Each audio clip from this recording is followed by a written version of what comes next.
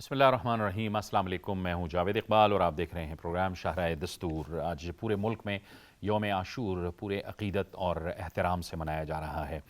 واقعہ کربلا تاریخ کا ایک ایسا واقعہ ہے جس نے ہمیشہ کے لیے طے کر دیا کہ اسلامی مملکت میں اور اسلامی ریاست میں حکمرانی کا حق کس کے پاس ہے، اور حکمرانی کا جو انتخاب ہے وہ کس طرح سے کیا جائے گا، اور اس کا جو جائز طریقہ کار ہے وہ کیا ہے۔ میدان کربلا میں نواس رسول صلی اللہ علیہ وآلہ وسلم امام عالی مقام حضرت امام حسین رضی اللہ تعالیٰ عنہ نے اپنے پیاروں کی قربانیاں دیں، اپنے اہل بیت کی قربانیاں دیں، اپنے جان نثار ساتھیوں کی قربانیاں دیں۔ وہ محض اقتدار کا حصول نہیں تھا، بلکہ اس کا ایک مقصد تھا، بہت عظیم مقصد۔ پوری امت مسلمہ کو گویا ایک رہنمائی دینی تھی، اس کو ایک سبق دینا تھا، اس کو ایک طریقہ کار بتلانا مقصود تھا کہ اسلامی مملکت میں حکمرانی کی اہلیت اور شرائط کیا ہیں۔ اس وقت ہمیں ٹیلی فون لائن پر یوم عاشور کے فلسفے پہ بات کرنے کے لیے جوائن کر رہے ہیں اسکالر محترم ڈاکٹر عاصم حبیب۔ بہت شکریہ ڈاکٹر عاصم حبیب صاحب۔ امام عالی مقام حسین رضی اللہ تعالیٰ عنہ نے باطل قوتوں کے سامنے کلمہ حق بلند کیا، اپنے جان نثار ساتھیوں کی قربانی دی۔ آپ کیا سمجھتے ہیں کہ آزادی، انصاف اور قربانی کا یہ کتنا عظیم پیغام ہے؟ بسم اللہ الرحمن الرحیم۔ شکریہ، آپ نے 10 محرم کے حوالے سے، یوم عاشور کے حوالے سے اور ایک عظیم شان قربانی جس کو امت کے تمام بڑے لوگوں نے، صاحب ایمان افراد نے ایک بڑی قربانی ہی کے طور پر پیش کیا ہے، اس کے بارے میں گفتگو کرنے کا موقع دیا۔ دیکھیے، دین اسلام جس کے بارے میں ہم سب یقین رکھتے ہیں کہ اللہ رب العزت نے اپنے آخری نبی محمد صلی اللہ علیہ وسلم سے وہ ہمیں عطا کیا، اور اپنی آخری کتاب قرآن مجید کی صورت میں اس کو ایک محکم انداز میں ہمارے سامنے پیش کیا۔ جب بھی ہمیں زندگی کا کوئی بھی مسئلہ درپیش ہو، چاہے وہ سیاست کا ہو، معیشت کا ہو، حکومت کا ہو، ریاست کا ہو، یا زندگی کے معاشرتی اور دیگر گھریلو مسائل بھی ہوں، تو اس میں بنیادی اصول ہمیں اللہ کی کتاب قرآن مجید اور رسول اللہ صلی اللہ علیہ وسلم کی تعلیمات سے ملتے ہیں۔ ان اصولوں کو سب سے زیادہ ان لوگوں نے سمجھا جو آپ کے گھر میں، جنہوں نے پرورش پائی، جنہوں نے آپ کے ساتھ مختلف مقامات پر جو ہے وہ زندگی گزاری اور زندگی کے اصول سیکھے۔ تو اس اعتبار سے جب بھی حکومت یا ریاست کی بات ہو تو اس میں بھی اصول وہی ہوگا کہ ہمیں قرآن مجید اور رسول اللہ صلی اللہ علیہ وسلم کی جو تعلیمات ہیں اس سے استفادہ کرنا چاہیے۔ جب ہم اس کو تلاش کرتے ہیں اللہ کی کتاب میں سے، تو اس کا خلاصہ انتہائی مختصر وقت کے اعتبار سے دیکھا جائے تو یہ بنتا ہے کہ جب بھی کسی شخص کو اقتدار سونپنا ہو تو اس میں تمام اہل ایمان جو اس بستی میں رہنے والے ہوں، جو ایمان والے ہوں، ان سے یہ کہا گیا کہ تم اپنے میں سے اس شخص کا انتخاب کرو جو علم اور فضل کے اعتبار سے سب سے اچھا ہو، جو تقوی اور کردار کے اعتبار سے سب سے بہتر ہو، اور جسے حکومت کے معاملات کو چلانے کا باقاعدہ نہ صرف اس کے اندازہ ہو بلکہ اس کا تجربہ بھی رکھتا ہو، یا اس کے اندر یہ صلاحیت پائی جاتی۔ اس کے ساتھ ساتھ جو قرآن مجید کی اور اللہ کے رسول کی سب سے معروف اور بنیادی صفت ہے کہ وہ اپنے لوگوں کے ساتھ مخلص ہو، اپنے رب کے ساتھ مخلص ہو، جب بھی بات کرے تو سچی اور کھری بات کرے، اور جب بھی لین دین اور معاملات یا کوئی معاہدہ یا کسی کے ساتھ کوئی سلوک کی صورت ہو یا کوئی اور، اس میں پوری دیانت کے ساتھ اس کا اظہار کرے۔ تو اس اعتبار سے یہ چند ایک اصول تو طے ہو چکے، اور یہ قیامت تک ایک زندہ اور پائندہ اصول بنتے رہیں گے کہ جب بھی کسی شخص کو کوئی بھی اختیار دینا چاہیں تو سب سے پہلے اس کے تقوی، اس کے کردار کو دیکھا جائے گا، اور اس کے ساتھ ساتھ اس کے صادق اور امین ہونے کے اعتبار سے اس کا جائزہ لیا جائے گا، اور اس کے ساتھ ساتھ جو کام اس کے سپرد کیا جا رہا ہے اس میں اس کی صلاحیت کو مد نظر رکھا جائے گا۔ تو اس اعتبار سے جب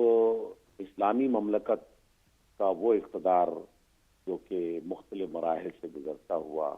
سیدنا امام حسن علیہ السلام کی شہادت اور اس کے بعد جو ہے وہ امام حسین کا زمانہ آتا ہے، تو ہمیں نظر آتا ہے کہ جس شخص کے لیے عوام سے زبردستی جبر اور زبردستی کے ذریعے سے، جس میں جبر مالی بھی تھا، لوگوں کو لالچ کے ذریعے سے خریدا گیا، تلوار کے زور پر انہیں مجبور کیا گیا، تو اس میں ایک ایسے شخص کے لیے یہ دونوں وسیلے، یعنی جس کو آپ آج کی زبان میں دھونس اور دھاندلی کہہ سکتے ہیں، کہ قوت کا استعمال ہو، دھاندلی کا استعمال ہو، یا لالچ کی صورت میں اسے خریدنے کی کوشش کی جا رہی ہو، تو ایک ایسے شخص کے لیے باقاعدہ کوششیں کی جانے لگی کہ جو نہ تقویٰ کے اعتبار سے سب سے بہتر تھا، نہ علم کے اعتبار سے سب سے بہتر تھا، اور جس کے اندر صداقت اور امانت کی بھی بے شمار اس حوالے سے خامیاں پائی جاتی تھیں، تو اس کے لیے اس کا انتخاب کیا جانے لگا، اور اس میں ہر وہ حربہ استعمال کیا گیا کہ جو کسی بھی زمانے میں ایک بدطینت انسان اور جس کی نیتوں میں خرابی پائی جاتی ہو، جو اپنے ملک اور اپنی قوم اور اپنی امت کے لیے مناسب نہ ہو، تو انہوں نے ہر وہ حربہ استعمال کیا۔ ٹھیک۔ اس موقع پر سیدنا امام حسین علیہ السلام نے اس کی مخالفت کی، نہ صرف زبانی مخالفت کی بلکہ اپنے عمل کے ذریعے سے بھی، اپنے کردار کے اعتبار سے بھی خود بھی اس سے کنارہ کش رہے، اس کی مخالفت کرتے ہوئے الگ رہے، بالکل ٹھیک، بلکہ اپنے ساتھیوں سے بھی یہی انہوں نے کوشش کی کہ وہ بھی اس کا ساتھ نہ دیں۔ بالکل یہ ٹھیک، ایک طویل ظاہر کہ اس کے اندر تفصیلات ہیں، بالکل ڈاکٹر صاحب، ساری تفصیلات کو اس مختصر وقت میں بیان نہیں کیا۔ بالکل ڈاکٹر صاحب، اور ظاہر ہے کہ اس واقعے نے یہ بھی ثابت کیا کہ ظالم کے سامنے، جابر کے عامر کے سامنے، باطل کے سامنے سر جھکانے کی بجائے سر جو کٹا دیتا ہے وہی تاریخ میں زندہ رہتا ہے۔ ایک بریک کا وقت ہو جاتا ہے، بریک لیں گے اور بریک کے بعد ایک نئے موضوع پر بات کریں گے۔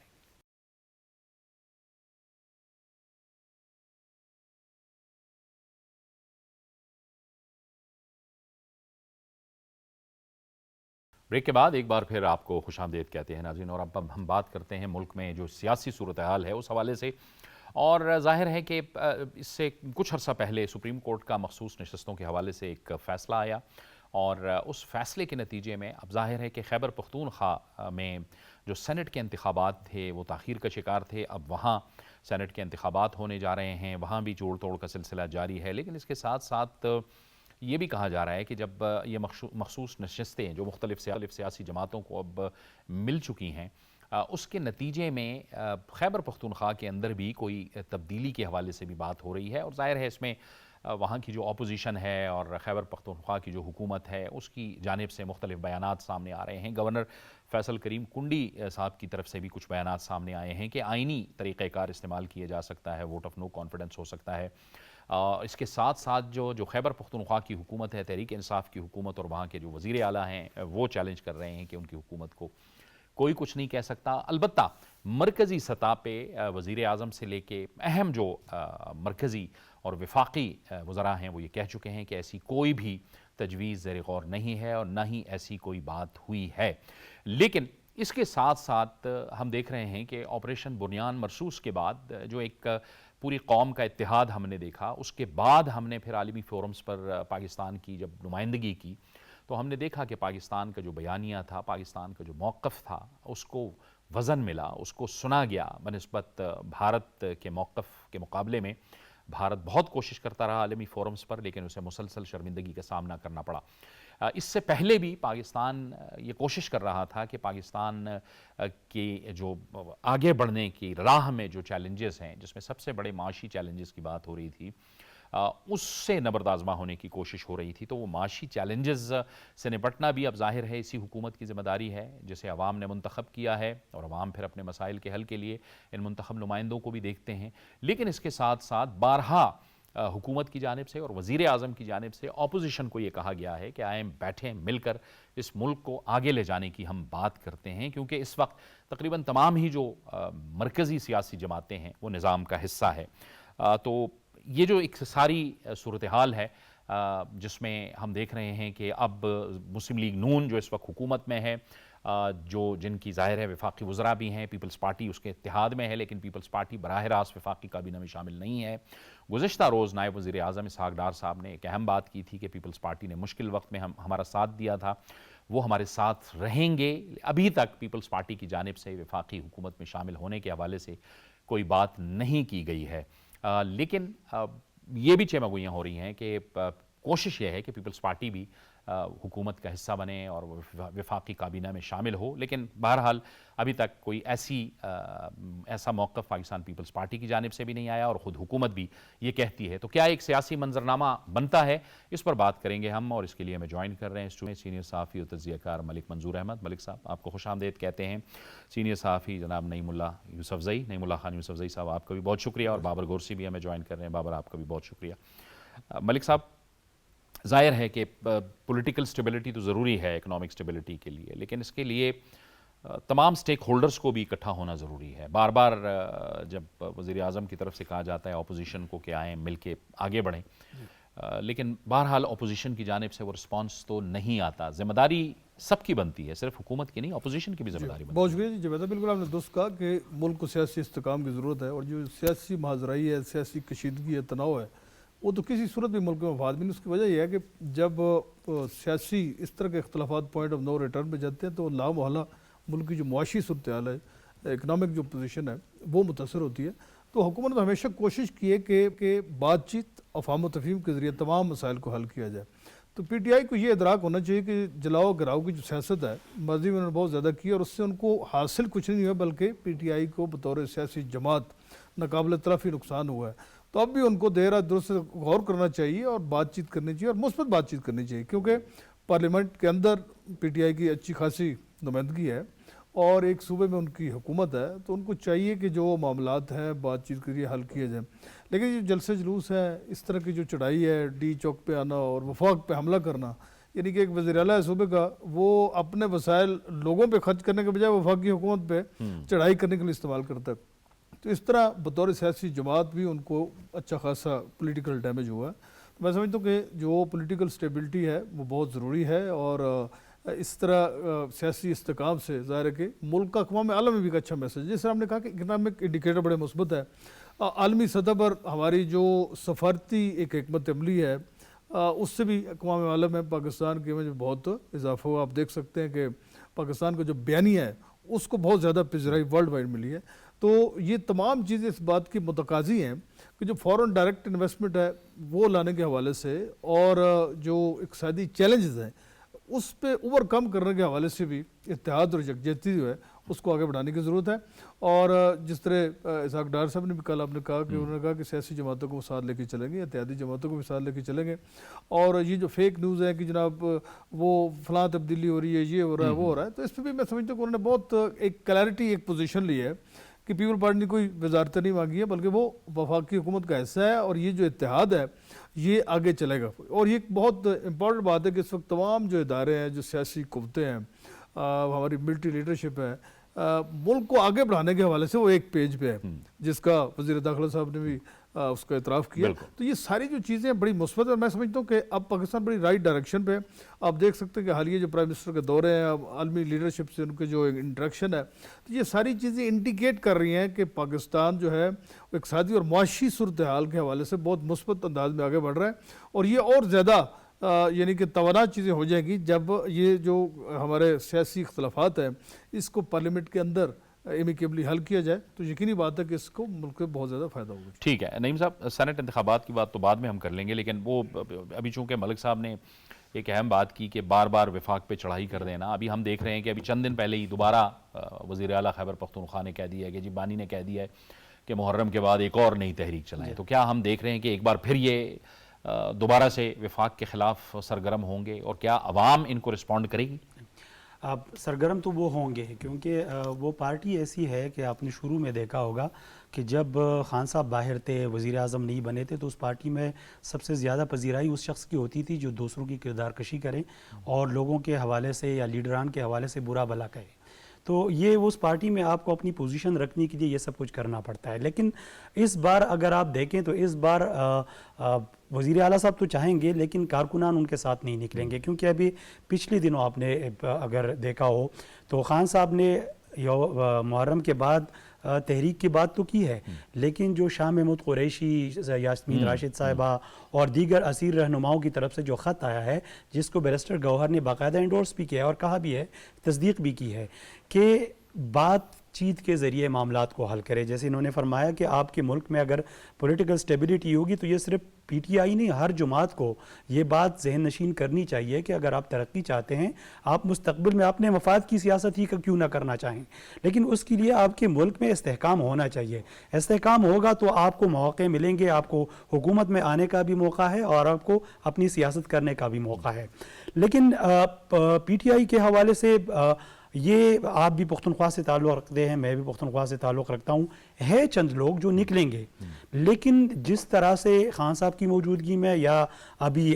پچھلے جو کچھ تحریک انہوں نے چلائیں اور کچھ احتجاج کیے، اس بنیاد سے آپ دیکھیں تو آپ کو میرے خیال میں 15-20% لوگ بھی نکلتے ہوئے نکل نہیں آئیں گے، کیونکہ جو نکلیں گے وہ وہی لوگ ہوں گے جن کو اپنی کسی عہدے کی فکر ہوگی، کسی مفاد کی فکر ہوگی. وہ جو جینون تحریک ہوتی ہے جس میں آپ دیکھتے ہیں کہ واقعی یہ ہم بہتری کے لیے کر رہے ہیں، وہ لوگ اس میں نہیں نکلیں گے، کیونکہ ان کو ان کے تحریک کا اور ان کے مفادات کا اور ان کے ترجیحات کا سب چیزوں کا پتہ چل گیا ہے کہ ان کو صوبے میں تیسری بار حکومت کر رہے ہیں. آپ کے ہاں مہمان آئے ہوئے ہیں، ان کو بچانے کے لیے آپ کے پاس ایک کشتی تک نہیں ہے. آپ کا ریسکیو 11-12 کے بار وقت تو پہنچا ہے لیکن ان کو آپ نے وسائل نہیں پرووائڈ کیے. آپ کو یاد ہو 2010 کا سیلاب تو اے این پی نے ہیلی کاپٹر ارینج کیے تھے، وہ ان کے اپنے تو نہیں تھے، لیکن کسی نہ کسی طریقے سے انہوں نے سیلاب زدگان کے لیے کوئی نہ کوئی وہ ریلیف دی تھی. آپ یہاں ڈویژنل ہیڈ کوارٹر میں، ڈسٹرکٹ ہیڈ کوارٹر بھی نہیں ہے، ڈویژنل ہیڈ کوارٹر سے 4-5 منٹ کے فاصلے پر آپ کے مہمان، اور آپ کو ان کو بچانے کے لیے آپ کے پاس کوئی چیز نہیں ہے. اس سے آپ اندازہ لگائیں کہ تیسری بار حکومت کرنے والی پی ٹی آئی پختونخوا میں کتنی سنجیدہ ہے لوگوں کو ان کے ووٹ کے مقابلے میں کچھ دینے کے لیے. تو اب وہ لوگ اگر یہ نہ سمجھے، کیونکہ تحریکیں ساری ادھر سے آتے ہیں، احتجاج بھی ادھر سے آتے ہیں، تو میں نہیں سمجھتا کہ وہ لوگ اگر اب بھی علی امین گنڈاپور کے ساتھ مل کر نکلتے ہیں. ہاں ایک چیز ہے، علی امین اس بار بہت زیادہ زور لگائیں گے، اور وہ جیسے آپ نے ذکر کیا مختلف باتوں کا کہ کچھ لوگ ہیں ابھی سیٹ ریزرو سیٹیں جو ہے وہ بھی ان کے اگینسٹ چلی گئی ہے، تو اس بنیاد پر ان کو ایک شک اور ایک ڈر سا پڑ گیا ہے. اور آپ پچھلے دنوں میں سن رہا تھا اپوزیشن جو ہے ان کے ساتھ کچھ لوگ رابطے میں بھی ہے، اور وہ رابطے اس نوعیت کے ہیں کہ انہوں نے وزیر اعلیٰ کو ڈرا بھی دیا ہے. انہوں نے کل 27 سے 30 لوگ ایسے ہیں جو رابطے میں ہیں. بالکل ایسا ہے، بلکہ کل پرسوں اس نے ان اراکین کو بلایا بھی ہے اور کچھ اراکین کے ساتھ میٹنگ بھی کی ہے. یہ میٹنگ پہلے کیوں نہیں تھی؟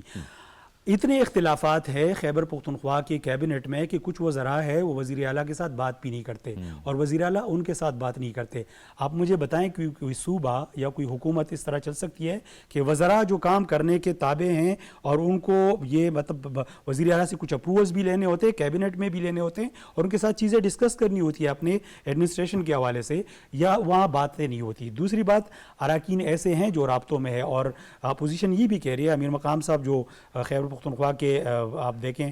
پریزیڈنٹ ہے نون لیگ کے اور ڈاکٹر عباد اپوزیشن لیڈر ہے، انہوں نے یہاں تک کہا ہوا ہے، وہ ایک جملہ آپ کو یاد ہوگا میرے خیال میں آصف علی زرداری صاحب کا تھا عمران خان کی حکومت میں، کہ ہم ان کو نہیں گرائیں گے، یہ خود گریں گے. تو ابھی حالات ایسے بن گئے ہیں پختونخوا میں کہ یہ خود گریں گے. تو اس لحاظ سے تو علی امین صاحب جو یہ کوشش کریں گے کہ وہ لوگوں کو نکالے، لیکن میں نہیں سمجھتا کہ اس تحریک میں یا اس احتجاج میں لوگ ان کے ساتھ نکلے، کیونکہ کارکردگی کو بھی دیکھا جاتا ہے، اور وہ کارکردگی کی بنیاد پہ اگر کوئی فیصلہ کرے تو وہی میں 10-15% لوگ ہی اگر کوئی نکل آئیں تو وہ بھی میرے خیال میں ان کی بہت بڑی کامیابی ہوگی. ابھی ایک اور اہم بات آپ نے یہ جو سوات میں جو سانحہ ہوا ہے اس پر ایک اور بھی بڑا ایک اہم پوائنٹ میرے ذہن میں آ رہا ہے، لیکن وہ بعد میں ہم ڈسکس کریں گے. بابر کو ہم گفتگو میں شامل کریں گے. بابر، وقت ہے کہ پرفارمنس دکھائیں، کام کریں صوبے کے اندر. ابھی بڑا وقت پڑا ہے حکومت کرنے میں، یہ تحریکیں چلانے میں. لیکن ایسا لگتا ہے کہ اپوزیشن کی پوری توجہ اپنے بانی کی رہائی کے چکر میں اپنا ٹائم بھی ضائع کر رہے ہیں. مرکز کے اندر اگر اپوزیشن موجود ہے تو وہ بھی اسی پہ فوکس ہے, اور صوبے کے اندر بھی بجائے اس کے کہ وہ گورننس دیں. جاوید صاحب بات تو آپ نے بالکل ٹھیک کی ہے, لیکن جب حکومت اور اپوزیشن میں بہت فرق ہوتا ہے. جب آپ حکومت میں ہوتے ہیں تو پھر آپ کو حکومتی امور چلانے پڑتے ہیں, پھر آپ کو پبلک کے جو انٹرسٹ ہیں وہ دیکھنے پڑتے ہیں. جب آپ اپوزیشن میں ہوتے ہیں تو پھر آپ اپنے انٹرسٹ دیکھتے ہیں, کیونکہ اس وقت آپ کے پاس اقتدار نہیں ہوتا. لیکن جب اقتدار ہوتا ہے تو آپ کو عوام کے سامنے جواب دہ ہونا پڑتا ہے. جس طرح آپ نے کہا کہ ابھی کے پی کے کی جو حکومت ہے اس کا سارا فوکس جو ہے وہ بانی تحریک کو آزاد کرانے کے لیے, حالانکہ وہ جیل میں ہیں اور وہ کرپشن کیسز میں, یہ بھی نہیں کہ کوئی پولیٹیکل کیسز میں ہے, کرپشن کیسز میں ہے, اور وہ کرپشن کیسز جو ہیں وہ سب کے سامنے ہیں کہ ان سے ریلیف جو ہے عدالت نے دینا ہے. اس کے بعد وہ 9 مئی کے جو واقعات ہیں جس میں آپ نے دیکھا ہے کہ انہوں نے پورے پاکستان کے اوپر اور ہماری جو دفاعی تنصیبات تھی اپنے ہی ملک کے خلاف جو ہے غداری کی, اس کے مقدمات ہیں. اب دیکھیں یہ جتنی چیزیں ہیں, یہ جو مقدمات ہیں یہ آپ پریشر ڈال کے آپ حل نہیں کر سکتے. ان کے لیے آپ کو اچھے وکیل چاہیے, ان کے لیے آپ کو سارے سورسز چاہیے, اس کے لیے انفارمیشن چاہیے, اور اس کے لیے آپ جا کے فائٹ کریں. ابھی آپ دیکھیں جس طرح آپ نے کہا کہ کے پی کے کی حکومت اور جو اس وقت فیڈرل میں ان کی جو اپوزیشن پارٹی ہے اس کا سارا فوکس کیا ہے, جو بانی تحریک کہہ رہے ہیں وہ کرنا ہے. اب دیکھیں بانی تحریک تو یہ چاہتے ہیں کہ کسی طریقے سے وہ باہر آئیں. اب دیکھیں جب حکومت کی بات کی جاتی ہے تو اس وقت جو ہے جتنے کولیشن پارٹنرز ہیں, جس طرح آپ نے انٹرو میں کہا کہ بنیان المرصوص کے بعد یہ سٹیبل ہو گئے ہیں. اب دیکھیں جو ان کی پاپولیرٹی ہے, اور اس کے ساتھ ساتھ آپ دیکھیں کہ جو تمام ادارے ہیں جو کہ ملک کو آگے لے کر جانا چاہتے ہیں. اب دیکھیں پولیٹیکل استحکام آ چکا ہے. جو لوگ کہہ رہے ہیں کہ اس وقت پولیٹیکل انسٹیبلٹی ہے وہ بالکل غلط کہہ رہے ہیں, کیونکہ وہ جتنے بھی لوگ کہہ رہے ہیں وہ لوگ ہیں جو یا تو ٹویٹر سے پیسے بناتے ہیں یا سوشل میڈیا سے پیسے بناتے ہیں, ان کی جو ویڈیوز ہیں وہ چلتی ہیں, یا وہ پیڈ ہے, وہ پی ٹی آئی کے پیڈ ہیں, ان کو جو پیڈ پیسے پے کر رہے ہیں وہ کے پی کے کی گورنمنٹ کر رہی ہے. تو اس لیے ان کا ایک بیانیہ بنانے کی کوشش کی جا رہی ہے. لیکن آپ یہ دیکھیں کہ بنیان المرصوص آپریشنز کے بعد جب ہم نے جنگ جیتی تو اس کے بعد آپ نے دیکھا ہے کہ ایک بھی ان کا بیانیہ جو ہے وہ کلک نہیں کر رہا. اس کی بنیادی وجہ کیا ہے کہ تمام کے تمام بیانیے جو بناتے تھے وہ جھوٹ پر مبنی ہوتے تھے. اب جھوٹ جو ہے وہ پکڑا جا رہا ہے. دوسری بات ہم جب کرتے ہیں پرفارمنس کی, تو آپ کے پی کے کی حکومت کی جو پرفارمنس ہے اس کو آپ اپنے ہی صوبے کے ساتھ ان کے ساتھ میچ کر لیں. ان کی تیسری حکومت ہے, اس سے پہلے آپ نے دیکھا کہ اے این پی بھی رہی, مولانا فضل الرحمان کی بھی حکومت رہی, تو وہ زیادہ اچھے وزراء اعلیٰ تھے ایز کمپیئر ٹو کہ اگر ان کے تینوں کی ہم بات کریں. اب بات یہ ہے کہ عوام کو ریلیف کیسے دینا, گڈ گورننس کیسے کرنی ہے, وہ تو آپ کو کے پی کے میں کہیں نظر نہیں آتی. وہ کوئی چیز ہو, قدرتی آفات ہو جائے, آپ ایجوکیشن کی بات کر لیں, آپ ہیلتھ کی بات کر لیں, آپ بارڈر مینجمنٹ کی بات کر لیں, آپ سیکورٹی کی بات کر لیں, آپ کسی بھی ڈپارٹمنٹ میں ریلیف کی بات کر لیں, تو آپ کو سمجھ آئے گا کہ وہاں پہ کوئی ریلیف نہیں ہے, کوئی آگے کا پلان نہیں ہے. اس کے مقابلے میں آپ پنجاب دیکھ لیں کہ آئے روز آپ کو نیا پروجیکٹ نظر آتا ہے, آئے روز آپ کو وہاں پہ نئی سے نئی چیز آتی ہے. کرائم کنٹرول جو ہے اس کا انہوں نے کیا ہے جب سے مریم نواز بنی ہے. آپ صاف ستھرا پنجاب کی بات کر لیں, آپ انکروچمنٹ کی بات کر لیں, آپ ویمن امپاورمنٹ کی بات کر لیں, آپ اس کے علاوہ جتنے بھی دوسرے محکمے, ایجوکیشن کا بجٹ پہلی دفعہ تاریخ میں اتنا کبھی بھی نہیں ہوا پنجاب کی تاریخ میں جتنا ہوا. ان کا آپ اگر کمپیئر کریں تو ان کی کیا کارکردگی ہے سوائے میڈیا کے سامنے آنے کے, 2-3 الفاظ بولنے کے. دوسری یہ بات ہے کہ آپ سمجھتے ہیں کہ یہ تحریک چلائیں گے, یہ بالکل تحریک ان کی فلاپ ہوگی. تحریک انہوں نے پہلے دن سے ہی چلا دینی تھی, لیکن چونکہ ان کے پاس اس وقت عوام نہیں ہے, ان کے پاس صوبے کے ریسورسز ضرور ہیں لیکن ان کے پاس عوام نہیں ہے. جب تک عوام نہیں نکلیں گے تو ریسورسز تھے تو آپ پیڈ ورکرز کتنے دنوں کے لیے لا سکتے ہیں, اس کے لیے تو آپ کو فنڈ چاہیے. دوسرا اب فیڈرل گورنمنٹ نے یہ بھی کیا ہے اور وہاں کے اداروں نے یہ بھی کیا ہے کہ ہم اب فنڈز کے اوپر نظر رکھیں گے. یہ جو فنڈ یوز ہو رہے ہیں جو پولیٹیکل اس کے لیے عمران خان کو اور اس کی زبانی تحریک کو رہا کرانے کے لیے, اس کے اوپر ہم یوز نہیں کرنے دیں گے. یہ اب جو نعیم صاحب نے بھی اس کی طرف اشارہ کیا, ملک صاحب کے ایک ڈر اور خوف تو پیدا ہو گیا ہے خیبر پختونخوا کے وزیر اعلیٰ کے اندر کہ اگر فرض کیا میری حکومت ختم ہوتی ہے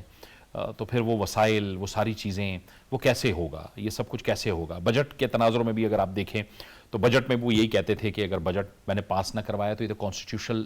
ضرورت ہے, حکومت ختم ہوگی, اور پھر جب حکومت ختم ہوگی تو وہ وسائل اسے کہاں مہیا ہوں گے جو وسائل وہ وفاق کے خلاف استعمال کرنے کے لیے اپنے استعمال میں وہ لاتے ہیں. جی بالکل جاوید صاحب آپ نے بالکل ٹھیک کہا. ایک تو شدید فقدان ہے گڈ گورننس کا, ٹرانسپیرنسی کا, بد انتظامی ہے, کرپشن ہے, نیپوٹزم ہے. یہ معاملات تو الگ ہیں کہ جن لوگوں نے ریلیف جو دیا ہے مینڈیٹ دیا ہے 15 سال ہو گئے نا، یہ تیسرا ٹینور ہے وہاں پر، تو لوگوں کی توقعات پہ تو پورے نہیں اترے۔ دوسری یہ بات ہے کہ جو پی ٹی آئی بطور سیاسی جماعت وہ اندرونی جو شکست و ریخت کا ایک ایسے مرحلے سے گزر رہی ہے کہ وہاں ہر بندہ ہی ایک لیڈر بنا ہوا، اور وہاں پر شدید فقدان ہے کہ جو پارٹی لیڈرشپ ہے وہ دستوں گریباں ہے۔ آپ دیکھ سکتے ہیں کہ ان کے ڈیفرنٹ بیانات ہیں، وہ ایک دوسرے کو ٹارگٹ کر رہے ہوتے ہیں، اور اسد قیصر چیف منسٹر کے خلاف ہوتا ہے، وہ اس کے ہوتا ہے، جس طرح انہوں نے بھی کہا کہ جو منسٹر کے ساتھ ان کا بول چال بنتا ہے، آپ دیکھیں کہ کیبنٹ کے اندر جو اختلافات ہیں، تو یہ ان کے جو جماعتی اختلافات ہیں، حکومت کے اندر جو بڑھتی ہوئی سیاسی اختلافات ہیں اندرونی، اس کی وجہ سے حکومت وہاں پر بالکل کمزور ہے، اور جو ریٹ ہے وہ نہ ہونے کے برابر ہے۔ تو آپ اس سے اندازہ کر سکتے ہیں کہ اس وقت علی امین گنڈا پور بھی ڈیفینسو ہو گئے ہیں کہ وہاں پر بھی کوئی ان ہاؤس تبدیلی آ سکتی ہے، یا ان کے ارکان جو سیاسی وفاداری تبدیل کر سکتے ہیں۔ تو یہ بعید از قیاس نہیں ہے، پولیٹیکل سسٹم میں ہر چیز جو ہے وہ اس کے امکانات موجود رہتے ہیں، اور ظاہر ہے کہ سیاست میں کچھ بھی ہو سکتا ہے۔ تو اس وجہ سے میں سمجھتا ہوں کہ وہاں پر جو حکومت ہے ان کو اندرونی شدید مسائل کا سامنا ہے، لیکن جو وسائل ہے دیکھیں نا، جو فیڈرل گورنمنٹ ان کو لوکیٹ کرتی ہے، جس طرح بابر نے کہا کہ جو فنڈز ہیں وفاقی حکومت ان کو اربوں روپے دیتی ہے، تو ان کا استعمال بھی درست انداز میں ہونا چاہیے نا، بجائے اس کے کہ وہ وسائل آپ اسی وفاقی حکومت کے خلاف چڑھائی کرنے کا استعمال کریں اور لوگوں کو ریلیف نہ دیں۔ آپ دیکھ سکتے ہیں کہ وہاں پر لا قانونیت دیکھیں، جو سیکیورٹی چیلنجز ہیں، آپ کا جو صوبہ ہے کے پی کے وہ ٹیررزم کا انتہا پسندی کا شکار ہے کئی دہائیوں سے۔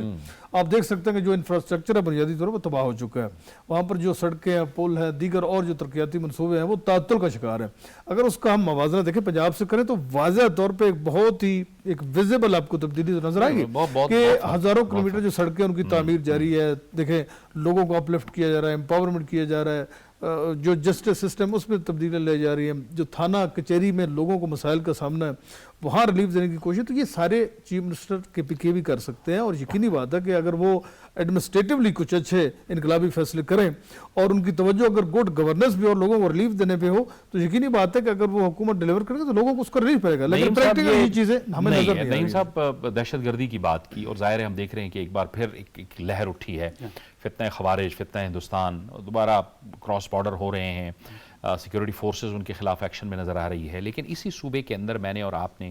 اور ہم سب نے اس سے پہلے بھی حکومت دیکھی، عوامی نیشنل پارٹی کی حکومت یہاں پہ رہی، ہم نے دیکھا کہ وہ فورسز کے ساتھ، اپنی سیکیورٹی فورسز کے ساتھ شانہ بشانہ کھڑے ہوتے تھے۔ جہاں سیکیورٹی فورسز آپریشن کرتے تھے اس کے بعد جو گیپ ہوتا تھا، جو خلا ہوتا تھا، اور جو ذمہ داری بنتی تھی اس وقت کی صوبائی حکومت کی اور سیاسی جماعتوں کی، وہ اس ذمہ داری کو پوری کرنے کی کوشش کرتے تھے۔ ہمیں ان کے جو وزراء ہیں وہ نظر آتے تھے، عوام کے ساتھ کھڑے ہوتے، کوئی اس قسم کے واقعات ہو جائیں۔ آج ہم دیکھ رہے ہیں واقعات ہو رہے ہیں، سیکیورٹی فورسز ہماری قربانیاں دے رہی ہے، یہاں پہ فتنہ خوارج کو ہم جہنم واصل کر رہے ہیں، اور یہ اب وہ قبائلی اضلاع بھی نہیں، وہ قبائلی علاقے بھی نہیں رہے، اب وہ مرج ڈسٹرکٹس ہیں۔ لیکن ہمیں یہاں پہ صوبائی حکومت یا اس کے نمائندے کہیں بھی نظر نہیں آ رہے، کہیں بھی نظر نہیں آئیں گے، بلکہ آپ کو مذمتیں بھی جو ہے نا اس طرح سے نظر نہیں آئے گی، حالانکہ مذمت سے کچھ نہیں ہوتا، عملی کام سے۔ آپ کو لوگوں نے مذمت کے لیے ووٹ نہیں دیا تھا، اس کے لیے دیا تھا کہ آپ ان چیزوں کو، اس طرح کے عناصر کو، ان کو ختم کر دیں۔ آپ نے بجا فرمایا 2025 میں، مجھے اب ایگزیکٹ فگر یاد نہیں ہے، 2025 میں سینکڑوں پولیس اہلکار شہید ہوئے ہیں خیبر پختونخوا میں، اور وہ بھی فتنۃ الخوارج کے ہاتھوں۔ یہ نہیں کہ کوئی عام بندے تھے یا وہ تھے، وہ لوگ جو آپ کے ملک میں امن و امان کی فضا کو برباد کرتے ہیں، جس کو اے این پی کی حکومت میں جو آپ نے اشارہ کیا ختم کر دیا گیا تھا، بلکہ تہس نہس کر دیا گیا تھا، ان کا نیٹ ورک برباد کر دیا گیا تھا۔ اے این پی کے تو 600 سے زیادہ لوگ جو ہے شہید خود اے این پی کے لوگ تھے، جو لیڈرشپ سے تعلق رکھتے تھے، عام ورکرز نہیں تھے، باقی لوگ بھی تھے۔ تو اس بنیاد پہ یہ تو کمپیریزن ہی نہیں ہے۔ آپ اس بنیاد پہ، وہ ڈرتے نہیں تھے، یہ ڈرتے ہیں، یہ خود اپنی موت سے، یا موت سے ہر کوئی ڈرتا ہے، لیکن جو ذمہ داری آپ کو دی گئی ہے وہ ذمہ داری تو نبھائیں آپ اگر اپنے مطلب ان لوگوں جو وکٹمز ہیں ان کے پاس جا نہیں سکتے، ان کے ساتھ اظہار ہمدردی بھی نہیں کر سکتے، اور جو وجہ ہے اس انسیڈنٹ کا وہ بھی نہیں آپ ختم کر سکتے، تو آپ پھر حکومت کس لیے کر رہے ہیں؟ آپ کو یہ حق کس نے دیا ہے کہ پھر آپ جا کے کسی اور پارٹی پہ یا کسی اور حکومت پہ ان پہ تنقید کریں؟ لیڈرشپ کا وہی ہے کہ صرف ایک ہی موٹو ہے کہ بانی کو کیسے رہا کیا جائے، دوسری بات کمائی کیسے کی جائے، کیونکہ آپ نے دیکھا کہ پہلی حکومت محمود خان نے پچھلے دنوں ایک پریس کانفرنس کی پچھلے وزیر اعلیٰ نے، اور انہوں نے ان پہ اور پچھلی حکومت پہ باقاعدہ طور پر کسی نہ کسی طریقے سے الزامات لگائیں. یہ خود بیٹھ کے یہی کہہ رہے ہیں کہ پچھلی حکومت نے ہمارے یہاں یہ کیا ہے وہ کیا ہے، میں ان کو سیدھا کرنے کی کوشش کر رہا ہوں، یعنی پی ٹی آئی نہیں کیا. تو جس پارٹی نے 3 بار حکومت کی اور وہ ایک دوسرے کے کرپشن پہ خود ہاتھ ڈال رہے ہیں یا خود اس پہ تنقید کر رہے ہیں، تو آپ اندازہ لگائیں کہ جو اپوزیشن کہہ رہی ہے یہ جو چیزیں اور آپ کے میرے اور دوسرے صحافیوں کے ہاتھ میں آتی ہے تو اس میں کتنی سچائی ہوگی. مطلب وہ بالکل کلیئر ہو گیا نا. اس پہ صرف یہ ہے کہ تھوڑی بہت تحقیقات کرنے کی ضرورت ہوتی ہے، اور وہ صحافی تو نشاندہی کرتا ہے، تو اس پہ تحقیقات کرنا حکومتی اداروں کا کام ہوتا ہے. تو پختونخوا کے حکومتی ادارے اس پہ کیسے کام کریں گے کہ وہاں پہ حکومت بھی ان کی اپنی ہے. تو اس بنیاد پہ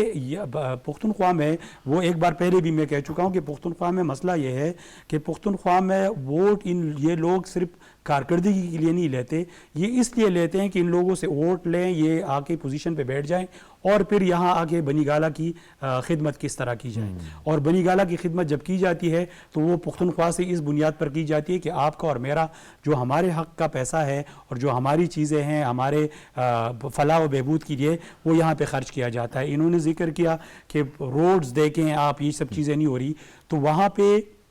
تو ان لوگوں نے باقاعدہ طور پر جب پی ٹی آئی کی حکومت مرکز میں آئی تھی تو پختونخوا کے کچھ منصوبے تھے جو بہت اہم منصوبے تھے، وہ اس لیے نکالے گئے تھے پی ایس ڈی پی سے اور اس کے فنڈز وغیرہ اس لیے روک دیے گئے تھے کہ وہ اس سے پہلی حکومت نے جو کی تھی وہ ان کی اپوزیشن میں تھی. تو یہ کہا جا رہا تھا کہ یہ جو ہے نا یہ سیاسی بوجھ ہے. تو ان باتوں کو یا ان روڈز کو یا ان پروجیکٹس کو سرے سے کیا ہی نہیں جائے اور پروجیکٹس کو ختم کیا گیا. اگر وہ پروجیکٹس اب ہوتے تو خیبر پختونخوا کے کئی علاقوں تک رسائی ہوتی اور وہاں کی ترقی آئی ہوتی، وہاں پہ مواصلات کا نظام بہتر ہوا ہوتا. تو ان کی ترجیحات یہ نہیں ہے کہ صوبے کو فائدہ دے، عوام کو فائدہ دے. ان کی ترجیحات وہ صرف ایک شخصیت کے ارد گرد گھومتی ہے اور وہ شخصیت بانی ہے آج کل جیل میں، ان کو رہا کروانا. یہ جو دریائے سوات کا افسوسناک واقعہ تھا جس پہ پوری پاکستان جو ہے ابھی تک وہ سوگ میں ہے اور شوق میں ہے. بہت کچھ کر سکتی تھی انتظامیہ لیکن اس نے نہیں کیا، باوجود اس کے کہ الرٹ جاری تھے. دوسری طرف ہم اس کے 2 دن بعد ہی اٹک کے اندر ایک ایسا واقعہ دیکھتے ہیں کہ ایک چرواہا تھا، بزرگ آدمی تھے اور وہ پھنس گئے، اور اس کے بعد وہاں کی ریسکیو سروس آئی اور سینکڑوں فٹ نیچے جا کے انہوں نے رسیاں پہنچا کے خود جا کے اس بزرگ کو ریسکیو کیا. اور یہ 12 14 15 16 17 لوگ بے یار و مددگار کھڑے رہے. ریسکیو میں نعیم صاحب جو لوگ جو کام کرنے والے ہوتے ہیں ان کی ایک کمٹمنٹ بھی ہوتی ہے، ان میں ایک قربانی کا بھی جذبہ ہوتا ہے. وہ صرف نوکری کے لیے نہیں آتے، ان کی ایک کمٹمنٹ بھی ہوتی ہے، جذبہ ہوتا ہے، خدمت کا جذبہ ہوتا ہے. یہ اس سائیڈ پہ ملکنڈ سائٹ پہ یہاں پہ یہ جو ایک ریسکیو کچھ اطلاعات ایسی آئی ہیں کہ بڑی کمپرومائز طریقے سے یہاں پہ تعیناتیاں بھی ہوئی ہیں جس میں ہم دیکھتے ہیں کہ یہ کمٹمنٹ ہمیں وہاں نظر آتی ہے. وہاں پہ اس وقت جو کچھ بھی ہو رہا ہے، جتنے بھی آفیسرز کو انڈکٹ کیا جا رہا ہے وہ صرف اور صرف سیاسی انتقام کے لیے کیا جا رہا ہے کہ دوسروں سے سیاسی، اور کچھ چیزوں کا میں گواہ ہوں، میں بول نہیں سکتا لیکن ایسی چیزیں ہیں کہ وہاں پہ اگر آپ کو انتظامیہ میں بڑے بڑے آفیسر لگاتے تو اس وجہ سے کہ اس علاقے میں ان کی اپوزیشن میں اگر کوئی بڑا سیاسی لیڈر ہے تو اس کو باقاعدہ طور پر اس سے سیاسی انتقام لیا جائے مختلف طریقوں. آپ بہتر کہہ رہے ہیں اور بجا فرما رہے ہیں کہ ریسکیو 1112 جو ہے ان کے پاس ایک جذبہ بھی ہونا چاہیے. ہلال خان کون ہے؟ وہ تو نہ تنخواہ لیتا ہے نہ ان کے پاس کوئی ایسی آسائش ہے کہ میں نے اور آپ نے ان کو دی ہو، حکومت نے. وہ جا کے اگر بچا سکتا ہے تو ریسکیو 1112 کیا کر رہا ہے؟ اس کے علاوہ دیگر جو وہاں پہ ڈسٹرکٹ ایڈمنسٹریشن ہے، ڈویژنل ہیڈ کوارٹر ہے، وہ لوگ کیا کر رہے تھے اس وقت؟ کچھ نہ کچھ بن سکتا تھا اگر ول ہوتی اور اس کو کرنے کی چاہ ہوتی. اب بہت ساری چیزیں ہیں اس کے پیچھے جو ہے آپ کے کچھ اور کیا کہتے ہیں ارادے جو ہے وہ کار فرما ہوتے ہیں، اور وہ آپ کے سامنے بھی ہے بہت ساری چیزیں کہ آپ نے آ کے پھر انتظامیہ میں کچھ آفیسرز کو معطل کر دیا اور آپ نے انکروچمنٹ کے خلاف آپریشن شروع کر دیا. یہ مسئلے کا حل نہیں ہے. ڈرون بھی دکھا دیا کہ ڈرون آ گیا، اس کے ساتھ جیکٹس بھی آ رہی ہیں. ایگزیکٹلی. اگر آپ کا یہ ہے تو کوہستان کا واقعہ آپ کو یاد ہوگا، وہ کئی گھنٹوں تک پسے رہے. آپ نے اس سے بھی کچھ نہیں سیکھا، وہ بھی آپ کے صوبے میں تھا. اگر آپ اس سے کچھ سیکھتے تو شاید یہ نوبت نہ آتی، کیونکہ یہ جو پانی ہے، ہم دریائے سوات کے سویمرز ہیں، ہم نے سویمنگ کی ہے اس میں. اگر آپ کے ریسکیو 1112 تھوڑی سی بھی ایفرٹس دکھاتی تو ان لوگوں کے باقاعدہ بچایا جا سکتا تھا اگر وہ بر وقت پہنچتی. بالکل. لیکن میں پھر آپ سے کہہ رہا ہوں کہ وہاں کے مقامی ایم پی اے جو ان دنوں گھر پہ ہی تھے فضل حکیم، وہ کتنے ٹائم کے بعد وہاں پہ پہنچے اور وہاں پہ آ کے مطلب ڈنڈا پکڑ کے کھڑے رہے سلطان راہی کی طرح، تو وہ بھی وہاں پہ موجود تھے جو اپنے آپ کو وہاں کے مطلب کرتا دھرتا بھی مانتے ہیں. تو بات مسئلہ پر وہی آ جاتی ہے کہ پرائیورٹیز الگ ہیں، آپ کی ترجیحات کچھ اور ہے، ترجیحات میں آپ کو لوگ، ورنہ یہ جو سوات کے دریا کے ساتھ جو کچھ ہوا ہے، میں اس چیز کا گواہ ہوں کہ اس دریا کو برباد کر دیا گیا ہے. یہ ٹھیکے کس نے دیے ہیں آپ نے؟ جو کرش مافیا ہے، یہ ٹھیکے کون دیتا ہے؟ ان سے بتے کون لیتا ہے؟ ان سے پیسے کون لیتا ہے؟ یہی حکومت کی طرف جاتی ہے یہ چیزیں. اگر آپ نہیں دیتے تو یہ اتنے بڑے بڑے گڈھے نہ بنتے، اس طرح کی صورتحال نہ بنتی، یہ دریا جو ہے اس طرح سے بپر نہ جاتا. اور اب وہ ایک ٹھیک ہے پانی کا راستہ کوئی نہیں روک سکتا، لیکن اس کی انٹینسٹی کو کم کیا جا سکتا تھا. لیکن آپ نے ساری چیزیں، آپ نے مختلف ہوٹلز کو این او سیز دیے، وہ غیر قانونی جگہوں پہ دیے تھے، ان کی وجہ سے بھی یہ مسئلے بن رہے. آپ نے کرش مافیا کو این او سیز دیے ہیں، وہ سرگرم عمل ہے. باغڈیری سے آپ نے دیکھا ہوگا، باغڈیری کی نیچے سے مینگورا تک یہ سارا علاقہ جو ہے، یہاں پھر یہ دریائے سوات جو ہے یہ بالکل مطلب چھوڑا ہوا ہے، اور ان کو جگہ جگہ پہ کرش مافیا نے اتنا برباد کر دیا ہے کہ آپ کو پتہ ہی نہیں چلتا کہ یہاں پہ یہ جو پانی ہے یہ کتنا گہرا ہے. وہ سینکڑوں فٹ تک گہرا بھی ہے، ایسی بھی جگہ پہ وہاں پہ یہ کرش مافیا کی وجہ سے بنی ہے. تو یہ ساری جو ہے آپ کی 13 14 15 سال کی جو کارکردگی ہے، اس کے منہ بولتا ثبوت ہے کہ آپ نے کارکردگی کیا دکھائی. کارکردگی آپ کی یہ ہے کہ کچھ بھی دو، اس سے پیسے کماؤ اور اپنے جیب میں رکھو. یہ بابر گورسی 2007-8 میں ہم نے دیکھا پاکستان پیپلز پارٹی کی حکومت تھی، 2008 میں پھر ان کی حکومت بنی. اس کے بعد جب حالات خراب ہوئے، مالاکنڈ کا آپریشن ہوا، سوات آپریشن ہوا، اس کے بعد وزیرستان میں بھی آپریشن ہوا، تمام سیاسی قوتوں کو اکٹھا کر کے بٹھایا گیا. 2016 میں APS واقعہ ہوا، میاں نواز شریف یہاں سے اڑے، پشاور گورنر ہاؤس بیٹھے، PTI سمیت تمام سیاسی قیادت کو بٹھایا. سیکیورٹی معاملات کے اندر یہ سیاسی قیادتیں جو ہیں وہ بڑے فیصلے کرتی ہیں، سیاسی جماعتیں دل بڑا کر کے بڑے فیصلے کرتی ہیں. آپ کو کیا لگتا ہے اپوزیشن نے اس ساری صورتحال سے کچھ نہیں سیکھا؟ جاوید صاحب دیکھیں، جب اپنے مفاد ہوں تو پھر یہ تمام چیزیں پیچھے رہ جاتی ہیں. اگر ملک کے مفاد ہوں تو پھر بہت سی پولیٹیکل پارٹیز جو ہیں ملک کے لیے اکٹھی ہو جاتی ہیں. ان کے نظریات علیحدہ ہوتے ہیں، وہ ایک دوسرے کا منشور نہیں ہوتا. ان کا ہر پارٹی کا اپنا منشور ہوتا ہے. لیکن جیسے ہی جو آپ نے ایگزامپلس دی، جیسے آل پارٹیز کانفرنس ہوئی، اس میں جو پیپلز پارٹی اور نون لیگ ایک دوسرے کے خلاف الیکشنز لڑتے تھے، وہ اس کاز کے لیے اکٹھے ہو گئے کیونکہ وہ ملکی مفاد کے لیے تھا، کیونکہ سیکیورٹی کا مسئلہ تھا، ٹیررزم کا مسئلہ تھا، اکانومی کو بہتر کرنا تھا، انٹرنیشنل ریلیشنز کو بہتر کرنا. تو انہوں نے کہا کہ پہلے ہم یہ تمام چیزیں کر لیں. ملک کی چونکہ اس وقت ایسے دوراہے پہ کھڑا ہے جہاں پہ بہت سے چیلنجز کا سامنا ہے، ان چیلنجز سے ہم نمٹ لیں، پھر ہم آگے پالیٹکس کر لیں گے. لیکن یہاں پر کیا ہو رہا ہے، یہاں پہ ڈے ون سے جب سے آپ نے دیکھا ہے کہ بانی PTI سیاست میں آئے ہیں، انہوں نے ڈے ون سے یہ رکھا ہے، پتہ نہیں انہوں نے کون کس کو پڑھ لیا ہے. میں اس میں ایک ایڈ بھی کر دوں کہ جب یہ خود حکومت میں تھے اور وزیر اعظم تھے تو یہ خواجہ آصف صاحب کہہ چکے ہیں، ہمیں معلوم ہے، یہ رپورٹ ہوا ہے، جب سیکیورٹی کی اہم میٹنگ تھی، اس وقت کے آرمی چیف بریفنگ دے رہے تھے، اپوزیشن ساری بیٹھی ہوئی تھی، شہباز شریف صاحب یہ کہہ چکے ہیں اور پرائم منسٹر نہیں آئے تھے. جی یہ کہتے جی میں نے اپوزیشن کے ساتھ نہیں آنا، اگر وہ نہیں آئیں گے تو لیکن ایک دفعہ نہیں، یہ تو 2-3 دفعہ ہوا اور ہم پارلیمنٹ میں موجود تھے جب یہ بیٹھے. اچھا اب بات یہ ہے کہ جب اس طرح کی چیزیں ہوتی ہیں تو آپ کو اپنی انا کو، اپنے جو بھی منشور ہے اس کو ایک علیحدہ رکھنا چاہیے. اور جتنے بھی ہمارے جو سیکیورٹی کے ادارے ہیں، حکومت ہے، فیڈرل حکومت ہے، دوسری ہماری جو ایجنسیز ہیں، ان کے ساتھ رابطہ کرنا چاہیے. کیونکہ جب تک ہم سیکیورٹی کے معاملات کو، جس طرح آپ نے بات کی ہے کہ اس وقت سب سے بڑا مسئلہ جو ہے KPK کے حکومت کا، ہمارے بارڈرز کا مسئلہ جو ہے سیکیورٹی کا ہے. اور وہاں پہ جو اس وقت کے جو چیف منسٹر ہیں وہ رول پلے کر سکتے ہیں، کیونکہ ان کی ڈائریکٹ ایکسیس ہے بانی تحریک تک. وہ بانی تحریک کو جا کے قائل کر سکتے ہیں کہ اگر ہم اس وقت جو ہے، آپ صوبے کی حد تک چھوڑ دیں، آپ فیڈرل کو ایک علیحدہ کر دیں، باقی صوبوں کو علیحدہ کر دیں کہ جی فیڈرل جو یہاں پہ ہم جو ہے تعاون کریں گے فیڈرل حکومت کے ساتھ بھی، ہم آرم فورسز کے ساتھ بھی، اور دوسرے جتنے بھی سیکیورٹی فورسز کے ادارے ہیں اور تمام اپوزیشن کے ساتھ، بلکہ آل پارٹیز کانفرنس بلائیں اور اس میں کہیں کہ جی اس وقت جو صوبے کے مسائل ہیں اس کے حل کے لیے میں یہ کرنے کے لیے تیار ہوں. لیکن وہ کیوں نہیں کرنا چاہتے، ہو سکتا ہے ان کی ویل ہو، شک نہیں کرنا چاہیے کسی کے اوپر، لیکن بانی تحریک ان کو یہ کرنے نہیں دیں گے. وہ کہتے ہیں کہ بانی تحریک کی ایک سوچ ہے کہ اگر ملک میں سٹیبلٹی آ گئی، मुल्क में सिक्योरिटी बेहतर होगी, मुल्क की इकॉनमी बेहतर होगी, फॉरेन अफेयर्स बेहतर होंगे और इसके साथ साथ जो इदारे बेहतर होंगे तो हमारी हुकूमत कहाँ है? हमारी हुकूमत कहीं नहीं, हम इसकी गुंजाइश नहीं रहेगी। अनफॉर्चुनेटली अपने मफादात के लिए वो मुल्की मफादात को दाव पे लगा रहे हैं, लेकिन अब ऐसा बिल्कुल हरगिज़ नहीं होता नज़र आता। इसकी वजह यह है कि अब जिस तरह आपने देखा है कि हमारी आर्म फोर्सेस, हमारी हुकूमत, हमारी आवाम, हमारे जितने दूसरे इदारे हैं, जो हमारे जो दोस्त ममालिक हैं, वो इकट्ठे हो गए और उन्होंने तहैया कर लिया है कि पाकिस्तान को आगे लेकर जाना है। आप देखें कि 10 मई का पाकिस्तान और उससे पहले का पाकिस्तान में ज़मीन आसमान का फ़र्क है। बिल्कुल ठीक है, बिल्कुल ठीक है। और ये सिर्फ यानी हुकूमत या सिक्योरिटी फोर्सेस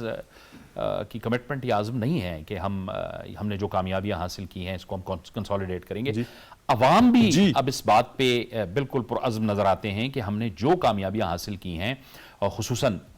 ये जो ऑपरेशन बुनियान मरसूस के बाद और जो पाकिस्तान का एक दुनिया भर में एक इमेज बना है, हम उस कामयाबी को किसी भी सूरत नाकामी में नहीं बदलने देंगे, ये बड़ी important चाहे बात है। सियासी तौर पे हो, चाहे सिफारती तौर पे हो या चाहे मैदान अमल में हो। मुख्तसर कमेंट पर वक्त है। मेरे ख्याल में बहुत अहमियत की हामिल आपने बात की कि इस वक्त हमारे जो